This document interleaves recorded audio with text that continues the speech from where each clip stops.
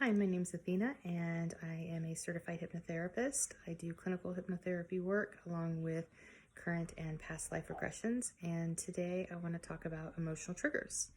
So, emotional triggers are anything that makes you uncomfortable or feeling unsatisfied. Usually, they deal with people and situations that we get triggered in. And so I'm going to actually give you a couple of examples that I've gone through as far as reworking my emotional triggers, along with how hypnotherapy can actually help you reframe your emotional triggers. So instead of doing the absorbing, you can do more of the observing. And that way you find a way to calm your own anxiety down, and you find a way to actually work through the stress and frustration when you're confronted with these issues. So the first thing to understand about emotional triggers is that they are things like belonging or guilt or fear, trust, leadership, values, or instant gratification. So anything that literally kind of jives up against that is what will do emotional triggers. So for example, values. If your value system, your moral value system is being threatened, then that is something that can cause an emotional trigger. So the question is, what is it that in that value system is being triggered for you? You know, is it a situation that's unfolding? Is it a certain person that is saying something, to you or around you or to people who care about, so forth. A lot of times when we try to work through our emotional triggers, we look at it from a surface level, and you have to really take a step back and say, okay, what is this really rooted in? It's not rooted in, oh, I don't like Joe, for example.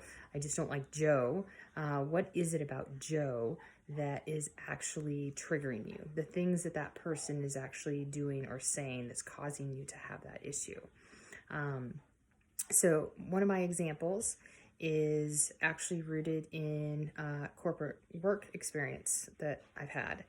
And so in this corporate work experience that I had as a technical project manager implementing enterprise systems, it all centers around mortgages, all right? And so I'm not saving anybody's lives here.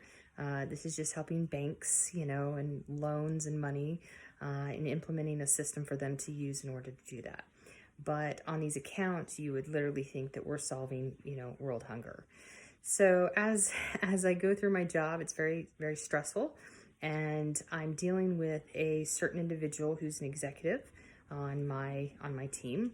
And, every day there is a new thing where something happens, something goes wrong.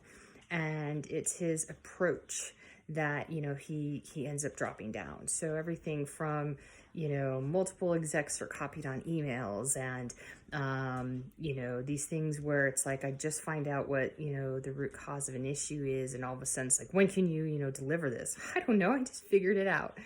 So there were all these little things that were just these irritations. It's like nonstop. And it wasn't just me, everybody was feeling it. But, for me, I sat here in the situation, said, okay, I am triggered every day, like so angry, from dealing with this guy.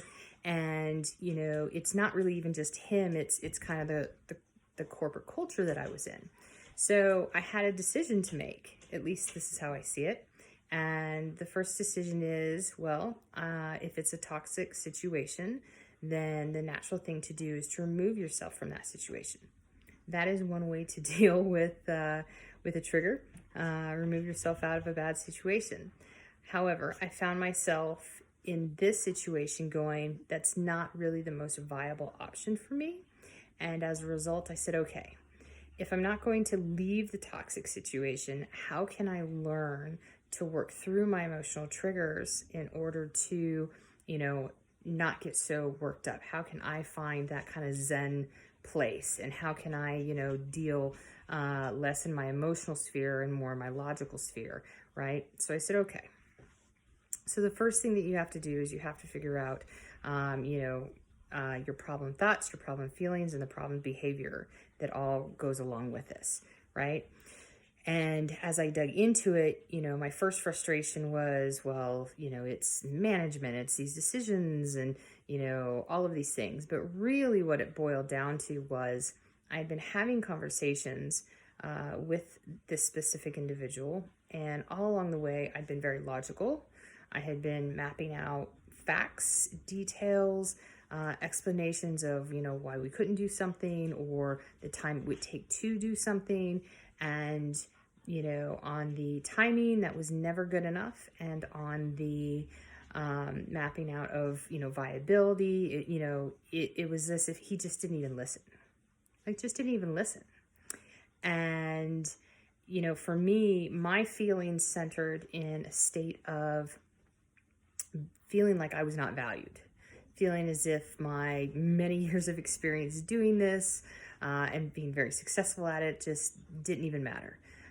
Not to mention the knowledge I had working within the company as far as how we do things and how things need to work in order to, achieve timelines and provide, our product to a customer. So it very much felt like my logic was being ignored and my experience was being devalued, and it didn't matter. It didn't matter what I said other than what he wanted to hear. So when I really dug into that further though, and I said, well, what is it really that irritates me? And then I started comparing it to other things, other situations that weren't even work-based. And for me, the big trigger was a feeling of ignorance on the part of the other person that was then wrapped in arrogance. So somebody who was at a higher level, we can debate, if they should be or not, but they were at a higher level, and it didn't matter about, knowledge, processes, facts, data. None of these things mattered. So for me and how my lens, when I view something like that to me is saying that's a place of ignorance. If you're not going to look at facts and you're not going to look at data and you're not going to look at, the logic behind, what it takes to do this, especially if it's explaining it, then that's simply coming from a place of ignorance. And then the arrogance kind of wrapped around behind it of saying like, I don't even care. I don't even care if you're good at what you do. I don't even care if you know how this works. I don't even care, how experienced you are. I don't care about your facts. Just don't care. I want it somehow magically tomorrow. Even if tomorrow's not viable, make it viable. So when I started looking at that, and I started looking at the other situations in my life where I had been emotionally triggered, for me, it kept coming down to that was actually the root of the issue that I was dealing with. If you deal with somebody and you're having a factual conversation and they're like, oh, okay, she just provided some facts, right? And you can see their mindset kind of change and, absorb that in as far as the information, then you're at least having that dialogue, right? You're at least saying, okay, well, what can we do? Is there anything we can do? Or how do we need to reframe this? But when somebody is just in that place of, I don't even care, it becomes very frustrating to deal with them. So in this situation, how I worked through it was recognizing and figuring out what were my triggers and really what was the root of my triggers. And so in this situation, I identified that. I said, okay, well then what is the second thing is what does it make me feel? How do I feel? And the first thing was I felt angry. I felt frustrated. I felt, just defeated, like I was banging my head up against a wall.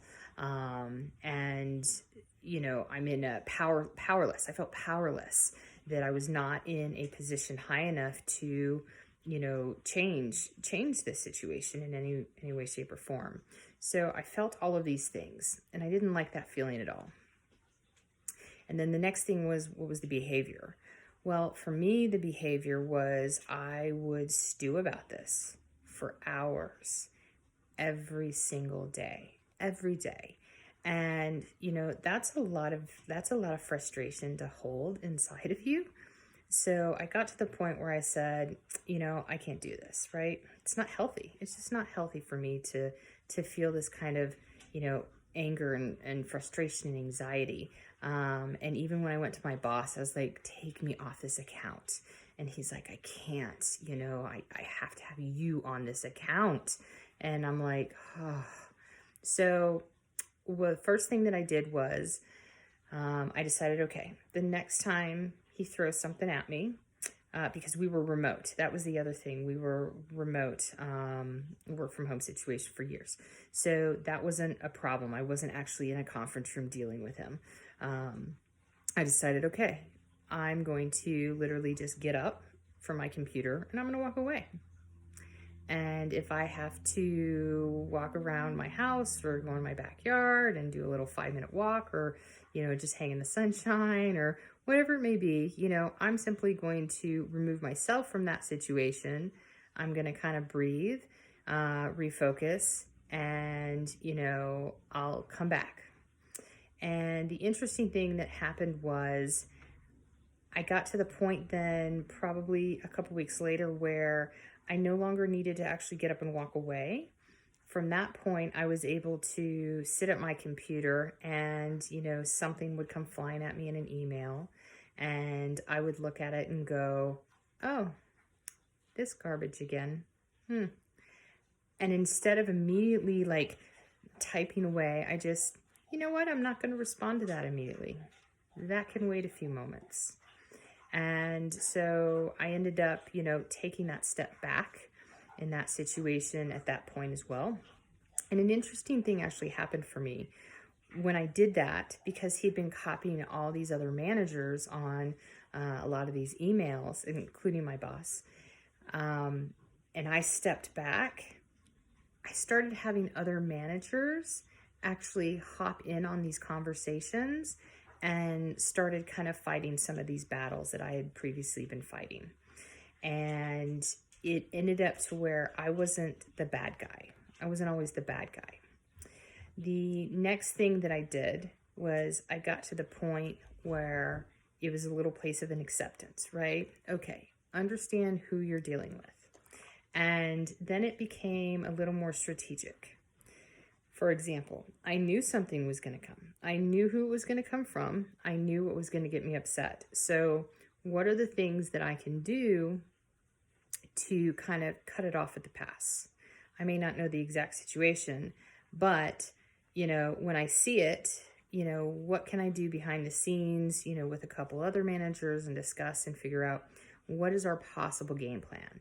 And I started even having scenarios for if this happens, how am I gonna react? What do I think I can do? So I already had a little bit of a plan ahead of time on how to approach it. And it actually got to the point where I rarely ended up having to do the 5-10 minutes of walking. And at the end of the day, when I closed my computer, that was that. I let it go.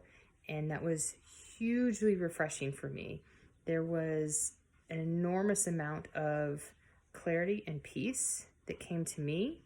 And at the same time, I think there was a certain shift where, because of how I was reacting to the situation, other people were seeing that I was no longer reacting quite so strongly in both how I said and the timing of what I said.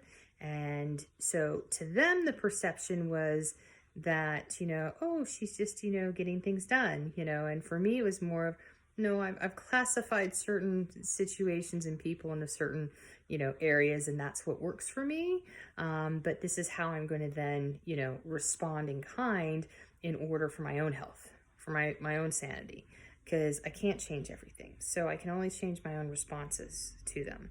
So that's how I actually changed my responses in a work environment. The second situation that I want to go over is of a personal nature. So if you find yourself in a situation with an individual who you've loved or cared about, doesn't matter if it's a friend or a family member, whatever the case, but you realize that to some degree it's a toxic situation. Depending on level of toxicity, it doesn't matter. Could be minorly toxic, could be majorly toxic. Whatever the case, you just have to, figure out what it is you want to do. So in my situation, it was my mother. And I got to a point with my mother where I actually had been in therapy myself. And she said, look, you need to understand that your mother is never going to be the mother that you need. And you need to effectively grieve for that.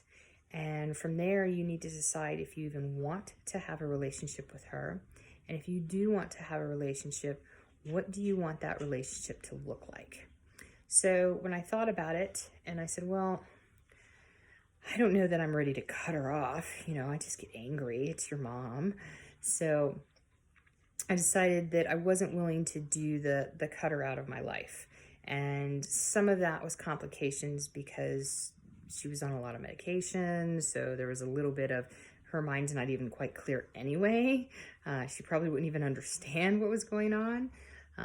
And so when I looked at it, I said, okay, well, what are the things that trigger me with my mother? What are the topics, right, that the two of us just cannot agree on? One of the topics was pretty much anything with my childhood. So that was something that I said, okay, so we don't agree on the past. So if I don't bring up the past, then maybe that eliminates one of the issues. And I'm going to simply sit in the space that, my childhood is my reality, and I'm not going to change my reality to fit her version that she would prefer. And that's that. And I'm not going to change her mind, clearly, So I sat in that space. And then additionally, what I did was I also identified some other things. Like, for example, phone conversations over a certain length ended up becoming, nuclear blowouts. If they were under a certain time frame, then they actually were pretty positive. So I said, okay. So what I'm going to do is I'm going to put some rules in place. This is me establishing some personal boundaries. And I decided that I didn't need to tell her that there were rules in place. She didn't need to know that we were doing new rules. I was just going to be the holder of the rules and the enforcer of the rules. And we were gonna do this new game. And, I wanted to see if she would play along.